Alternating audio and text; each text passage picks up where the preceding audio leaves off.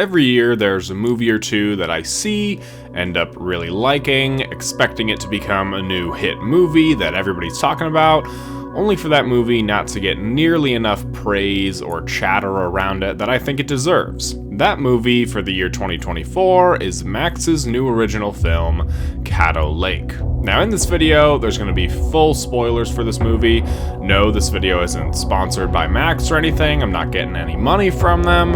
Although if they want to send me some money for this glowing review I'm about to do, I wouldn't be too mad about it. And with a movie like this, I urge you to go in completely blind. Don't read anything, don't continue watching this video until you've seen it, because when movies like this come out and you don't really know what to expect out of them, the less you know, the more enjoyable the movie becomes. If that's not enough, then I'll tell you the synopsis of the movie, which is that an 8-year-old girl goes missing around Caddo Lake, and as the characters investigate the disappearance around the lake, there's some deeper reveals about the lake itself and the families that surround it. Does that sound vague? Good, it should be. I can't even tell you what this movie reminds me of, but if you've seen the thumbnail and recognize something out of place about it, then this movie is definitely for you. This movie is produced by M. Night Shyamalan, but don't go into it expecting this to be like a Shyamalan film, regardless of your opinion of him or the movies that he makes. Don't expect this to be exactly like his movies. This is your last chance, go watch the movie, come back to the video. I promise if you go in blind,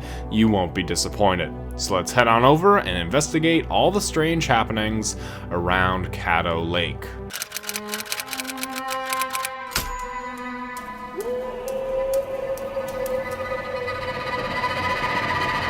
So immediately after starting off the movie, I got a mix of different vibes hitting me all at once. There was some True Detective, some Prisoners, but mostly, and what I thought was weirdly at the time, was Netflix's Dark.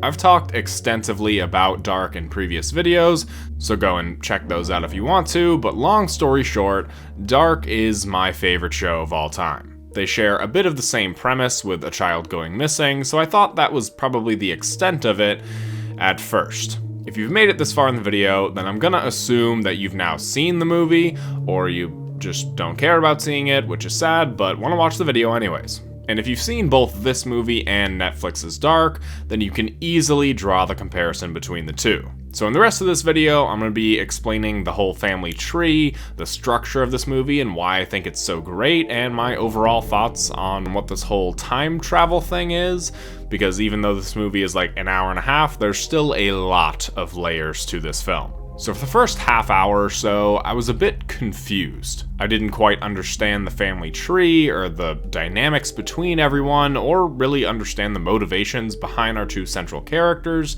Paris and Ellie. As the movie goes on, this becomes more clear, as well as why the two storylines are seemingly so disconnected. The movie opens with Paris and his mother getting into a car accident. Paris tries to save his mother as they both drown, but ultimately he goes to the surface as his mother suffers from a seizure. Paris lives with some extreme survivor's guilt, pushing those he cares for away from him and constantly trying to find another reason for his mother's death. He believes she was misdiagnosed, but everybody from his father, his ex, and the doctor think that he's just grasping at straws to try and find another reason for her death to cope with his guilt. Ellie lives with her mother, who is honestly not that great. They constantly fight and argue amongst themselves and cause turmoil in the household because Ellie's mother has remarried to another man and had another daughter. Ellie doesn't feel connected to really anybody in this family except for her younger sister Anna. So when Anna goes missing, and it's because she went looking for Ellie when she left the house for the night, the blame and guilt falls on Ellie to find her missing sister. These feelings of guilt are elevated because Ellie's father left her and her mom before she was born. So not only does she feel abandoned, but she also feels like she abandoned her sister. Both of these characters are dealing with some form of guilt, so they both take matters into their own hands to try and fix things. For Paris, that means searching for any form of connection with his mother's seizures, and for Ellie, that means taking the search for her sister into her own hands. Right around the disappearance, there's some strange things that are ultimately small clues to unraveling the greater mystery at hand. Ellie and Anna talk on the boat about how there were wolves near the lake, although this is dismissed because there haven't been wolves around these parts for many years. Anna finds some butterflies, and a family says that this species is supposedly extinct. They also find an alligator that looks surgically chopped in half with no explanation whatsoever. In Paris's side of the story, he hears some sort of loud, echoing explosion sound coming from the lake, but has no clue what it could be or where it's coming from. He also finds his mother's exact same necklace, but in the water while he's working. Later, when he goes to check through his mother's belongings for the necklace, he also finds it there. After Anna's disappearance, even stranger things start happening. Ellie gets back home after hearing that Anna is missing,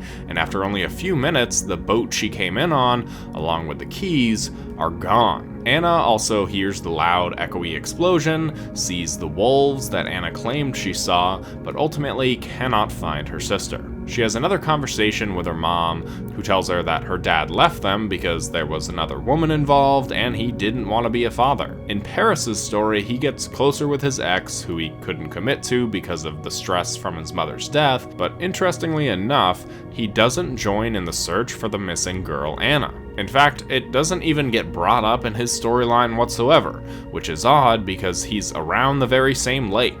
But something strange does happen. He steps into some strange section of the swamp, his hearing escapes him, and it gives him almost seizure-like symptoms. All of these moments in the first act and the beginning of the second act are all plants in the structure of the mystery going on. There's so many different questions brought up, some of them pretty obvious, others not so much. There's the alligator, the wolves, the missing boat, the explosion sound, the necklace, and of course, the weird spot on the lake. These are all questions that are at the forefront of our mind when we're first watching the movie, mainly because they're so obvious and we think that surely one of these threads must connect back to the disappearance of Anna. Other questions aren't as obvious, like the butterflies that are supposedly extinct, the connections between Paris's mother's seizures, and the fact that Ellie's father abandoned her. All of these aren't actually questions upon first glance. If Anna found butterflies, then clearly they aren't extinct.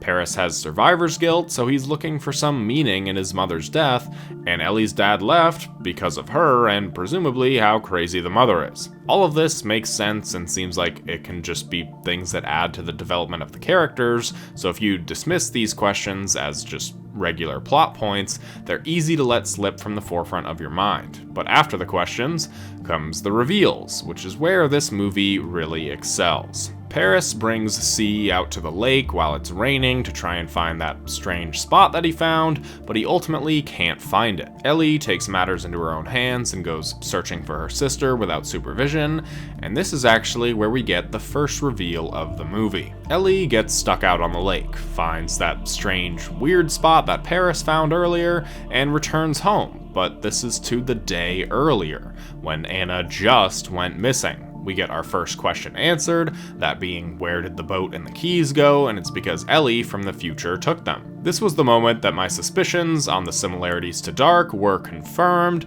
because this is, in fact, a time travel story. After this initial reveal, both Paris and Ellie are out on the lake, and the editing makes it seem like they're gonna cross paths, but they don't. At first, I thought it was just because of some strange editing choices, but upon further inspection, they are going by the same area, except this bridge is intact in Paris's scene, and it's broken down and rusted in Ellie's scene. This was the first major indication that Ellie and Paris's storylines don't take place in the same year.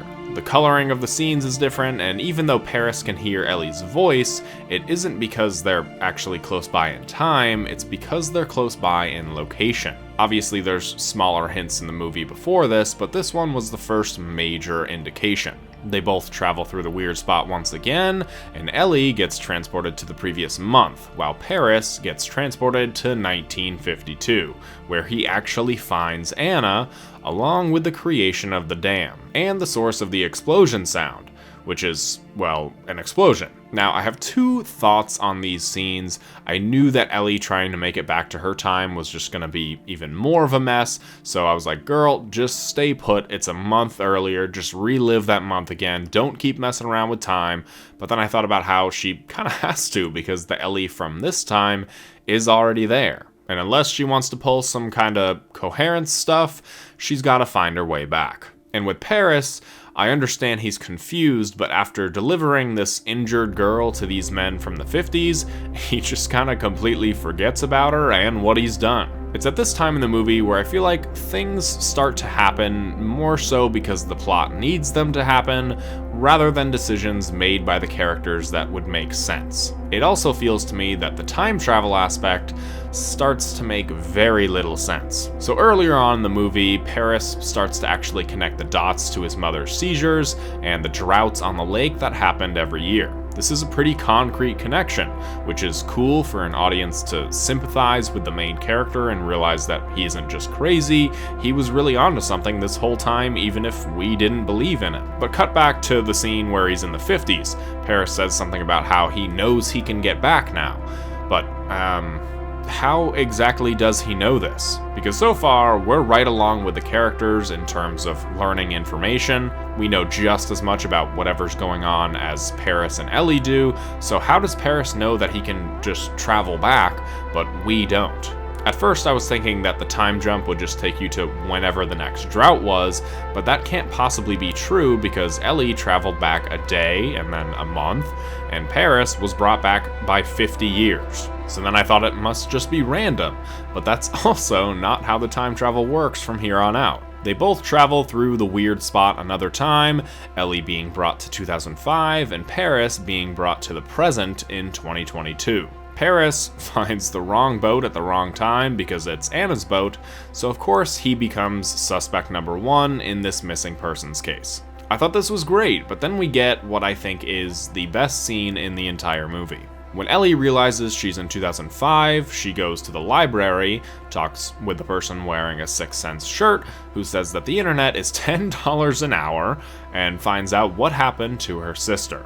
How she grew up in the 50s, lived out her entire life in the past, and realizes that there's truly no way she can get her back, because without Anna in the past, Ellie doesn't exist. Ellie runs into Paris's girlfriend, aka her mom, confronting her about the necklace she has, where we figure out that Paris has been missing for 2 years, that he has a daughter with C, a daughter named Ellie. Adult Ellie realizes that the person who attacked her mother is Ellie, and that her father didn't leave them, he got stuck in another time.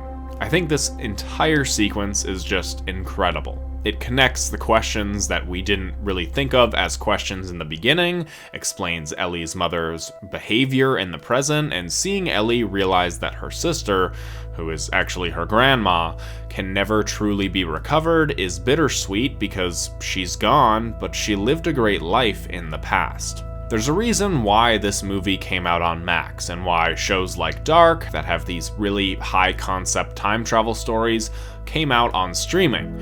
And it's this little thing right here called the pause button. When there's all these reveals that have consequences to everybody else's story, sometimes you just need a minute to process everything. So in this story, we're truly following one family. Starting from the oldest character, we have Anna, who we only actually see her older version in the opening minute when she's drowning, which is kind of a bummer, but she ends up being the mother to Paris. Paris and his ex C, aka Celeste, have a child named Ellie, who is our other primary main character throughout the film. Paris really only ends up being born because of him dropping his own mother back in the 50s. Ellie figures out what happened to both her father and her sister, who is actually her grandma, and Paris is her father, and then she goes to return to her time. Paris, who is still being questioned by police, also tries escaping, letting his father know that he finally found peace by finding out what happened to his mother. He and C have sorta a reunion, but he doesn't realize it's her. The stakes are raised in this whole final act because, of course, the dam is about to break open for whatever reason, and if that happens, there's no time travel whatsoever anymore. So both characters try to make their way back. Ellie ends up successful in this regard. Paris, on the other hand, isn't as fortunate. There's some final answers to our questions, with the butterflies flying through the weird spot and the rope being snapped in half as soon as the water rises over the spot, which explains A, where the butterflies came from, and why the alligator was cut in half at the beginning of the film. Ellie and her mother have one final conversation, finally seeing eye to eye after both of them finally get some answers, and we leave them off in a pretty bittersweet moment, because maybe now things will be patched up between them. This movie, through and through, reminds me of Dark. The small town vibes, the time travel, the cinematography, the music, everything about it reminds me of Dark. And if you haven't seen Dark, but you liked this movie, then you have your next excellent TV series to start binging. Like I said in the beginning, Dark is my favorite show of all time. Am I a bit more inclined to like this movie because of my love for Dark? Absolutely. But it's very clear to me the inspiration that this story took from Dark, and I don't think that's a bad thing whatsoever. If this is the start of some new subgenre of movie, a time travel story inspired by Dark, then I am totally okay with that. And I can't wait to see more movies to follow like this, and what else comes from these directors and writers. I'm gonna give Caddo Lake a rating of 8.6 out of 10. What are your thoughts on Caddo Lake? If you were confused by it, hopefully this video cleared some things up, or hopefully didn't make you more confused, but if it did, I'm sorry. And if you've seen Dark, let me know your thoughts on that as well. If you enjoyed this video, remember to leave a like and subscribe for more stuff like this. Special thanks to all my channel members, and I'll see you all in the next one.